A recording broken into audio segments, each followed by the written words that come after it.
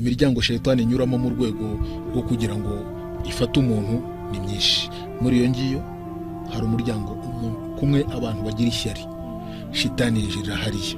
Kwa kundi abanyeshyari bagira ishyari, babona mugenzi wawe afite ikiza utikiza ntikikamubeho, ntakabyare, ntakeze, ntakorore ngo amatungo ye yororoke, ntakagira ikiza namba, ntakubake, icyo ari cyo cyose kiza, mbese kucyuriye ariho kuriya mu mutima wawe ukumva ari ukuriho.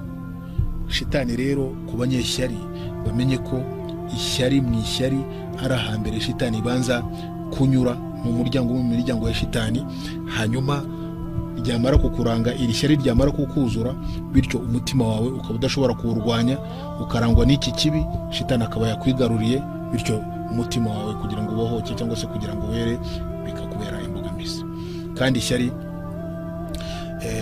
intumwa y'Imana Muhammad sallallahu alaihi wasallam yararitubujije, aho intumwa y'Imana yavuze iti iyakum wal hasada, muzirinde ishyari, fa innal hasada yakulu al hasanat, kubera ko ishyari rirya ibyiza by'abantu, kama yakulu naru al hataba, nk'uko umuriro urya inkwi. Ishyari rirya ibyiza by'abantu. Ni ukuvuga ko wowe nubona mugenzi wawe afite ibyiza, ukumva ko ibyo byiza bitamubaho, ubuzima bwiza, urugo rwiza, abana beza bafite ubwenge, ukumva ko ibyo byose ari byakubitwa n'inkuba, maze akaba ari womererwa neza, ni ukuvuga ko ibyo ngibyo aho bikuganisha n'ubukana bw'umutima wawe, no kudakiranuka, no kuba umuntu wabohojwe na shaytan, kandi mu by'ukuri n'ibyiza byawe ukora, ibyiza byawe birangira, kubera ko hamwe n'ishyari nta kiza na kimwe ushobora gutunga. Ni nk'uko urukwi wavuga ngo urukwi rwabaho rwamaze kugera mu muriro, umuriro urya urukwi uko rwaba rungana kose. N'ishyari rero rirya ibyiza hamwe n'uko ibyiza byawe uko byabingana kose. Abantu bakirinda ishyari, kandi nanone intumwa y'Imana Muhammad sallallahu alaihi wasallam yabwirije abantu mu by'ukuri kujya bakoresha urukingo rwo kwikingira, basoma ziriya suratul ikhlas, cyane cyane n'iriya suratul falaq, aho Imana ivuga iti qul a'udhu birabbil falaq min sharri ma khalaq min sharri ghasiqin idha waqa min sharri nafathati fil 'uqad wa min sharri hasidin idha hasada.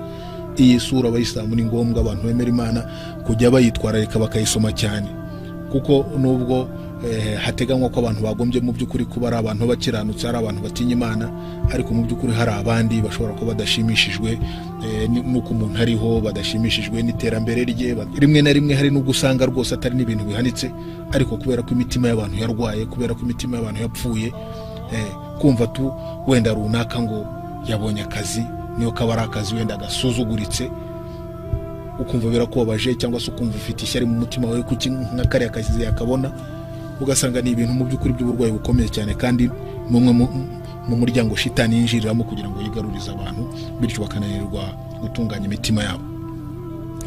Umuryango wa kabiri shitani yinjiriramo nanone igafata umuntu ku buryo ushobora gukora ibitandukanye n'iby'Imana itegeka, rimwe ukagwa no mu burakari bw'Uwiteka subhanahu wa ta'ala.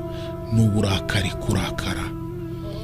Umuntu yagiye ku ntumwa y'Imana Muhammad sallallahu alaihi wasallam, aramubwira ati ya Rasulullah awsini, ntumwa y'Imana ngira inama, ntumurage. Intumwa y'Imana aramubwira iti la taghdab, ntukarakare. Intumwa y'Imana, umugabo arongera ati nanone ngira inama ya Rasulullah. Intumwa y'Imana iti la taghdab, faraddada mirara. Intumwa y'Imana isubiramo iryo jambo ryo kutarakara, ibuza uwo mugabo kurakara. Paka umugabo aravuga ati ubu iki ni ikintu intumwa y'Imana Muhammad sallallahu alaihi wasallam yashatse kongeraho inama. Nuvuga ko uburakari nanone ni kimwe n'umwe mu miryango ikomeye shitani yinjiriramo kugira ngo ikure umuntu kuri gahunda yo kubaha Uwiteka subhanahu wa ta'ala. Nayo mpamvu abantu bagirwa inama yo kuba niba urakaye guhita uvuga utawadhu billahi minash shaitanir rajim. Niba wari wicaye uhaguruke, niba wari uhagaze wicare, niba binashoboka ugenda ufata amazi utawaze, wisukure. Mu by'ukuri urwanya uburakari, kubera ko uburakari n'umwe mu miryango shaytani yinjiriramo. Wamara kurakara uriya sinamugenza arya, uriya ntibyagenda gutya. Ibyo byose ari mu rwego rwo gukoreshwa na shaytani alayhi la'ana. Uyu rero n'umuryango wa kabiri shaytani inyuramo kugira ngo mu by'ukuri ikura umuntu kuri gahunda. Iyo umaze kumenya ukirinda ishyari, ukirinda kurakara, ubwo imiryango ya shitani aho ishobora kwinjira urimo kugenda uhafungafunga.